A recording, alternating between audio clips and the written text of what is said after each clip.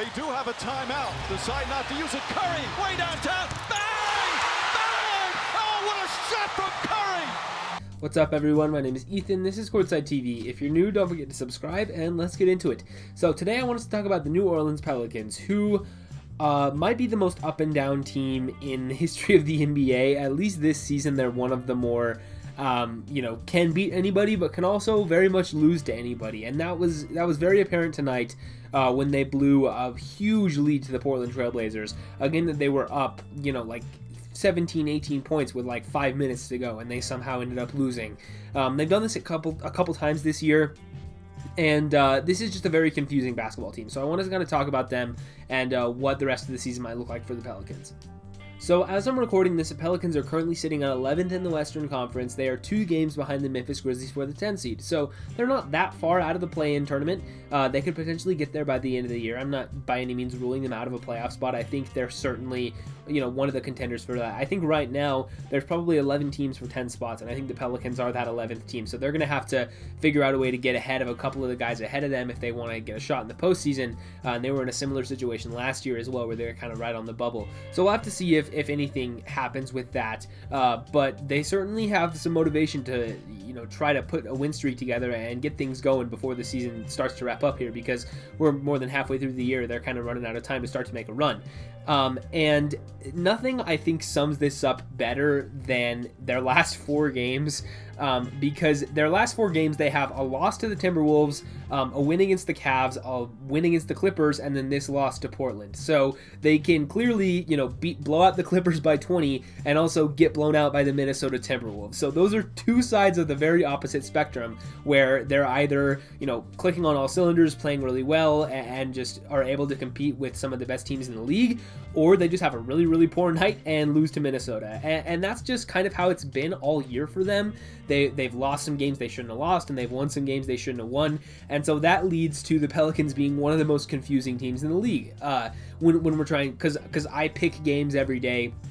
I go through on my TikTok and I make predictions for every single game for the entire year, who I think is going to win. And the Pelicans all season have been one of the hardest teams to choose for me, because I just never know what version of them we're going to get every single night. And Stan Van Gundy has talked about this in press conferences. I've seen a lot of quotes from him saying, we just got to be more consistent. We got to figure it out defensively. Like, we have players who should be good on defense, but we're just not a good defensive team. And like offensively, sometimes they're really great, but they're pretty inconsistent with it. And so that's going to be the hardest thing for them to figure out, is the consistency part of it. Is, are they going to be able to, do this on a very, a regular level where they can, play a complete basketball game for 48 minutes, or are they going to do something like they did tonight, where they, they get up 20, get up 15 with just a couple minutes to go, kind of pack it in and, start thinking about the next game, and all of a sudden Damian Lillard happens and you lose by 1 point. And that's just sometimes how it is for the Pelicans, and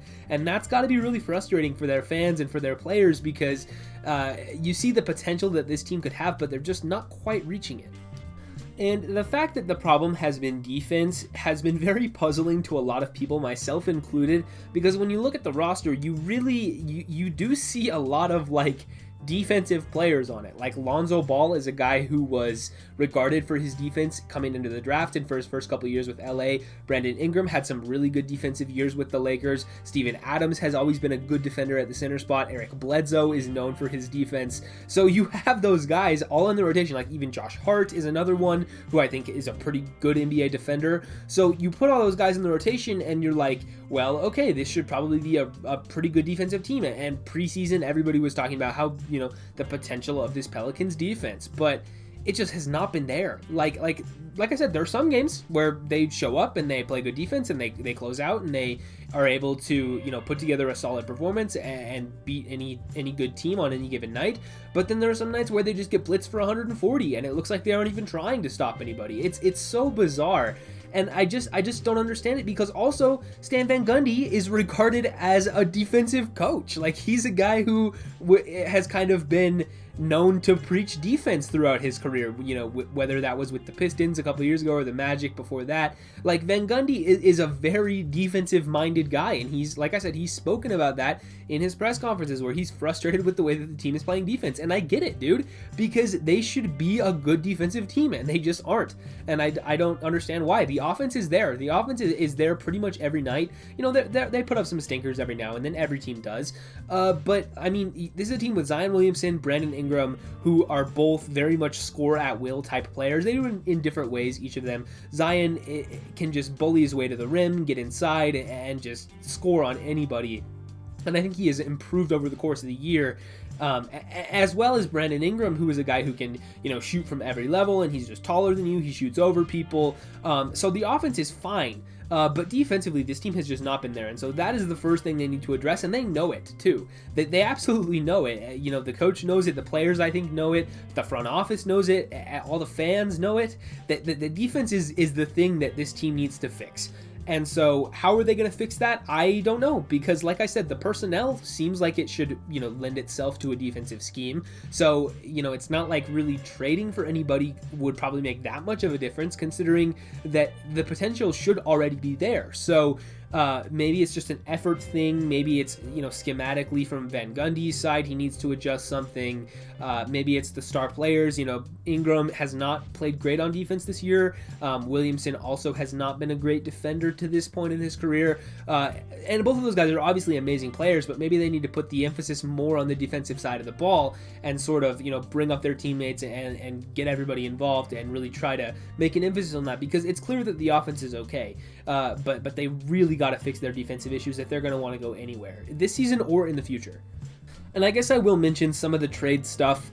This has been a team that's been rumored to be active on the trade market. We had a lot of rumors about Lonzo Ball a couple of months ago, and he has largely shut those up with his play over the past couple of weeks. He's been lights out. You know, he's been hitting all his three-pointers, playing good defense, distributing, all the above. Lonzo Ball has been awesome. I don't think he'll ever really be an all-star type of guy, but I do think that Lonzo can be a very, very good, you know, starting point guard, above average starting point guard and role player for any team in the NBA. So whether that's the Pelicans or somewhere else. But he is in an interesting scenario where he's on the last year of his rookie contract, and it's unclear how much he's going to want on an extension. So if the Pelicans feel like they don't want to pay him, maybe a trade is in the works. But if not, I think they should hold on to him, because he's clearly a pretty valuable piece for them. JJ Redick has been in trade rumors. He's hurt right now. Not sure how long he's going to be out, but you know, presumably a contender would want to get their hands on JJ Redick. I think if the right deal came across the table, the Pelicans would probably deal him, considering he's going to be a free agent, getting up there in age, and he's hurt right now anyway, so he probably won't play too much for them. So maybe another team wants to get him for the playoffs. I could definitely see a JJ Redick deal materializing. Other than that, maybe Eric Bledsoe, even though his deal's kind of bad, maybe somebody wants, you know, to bring him in for defense.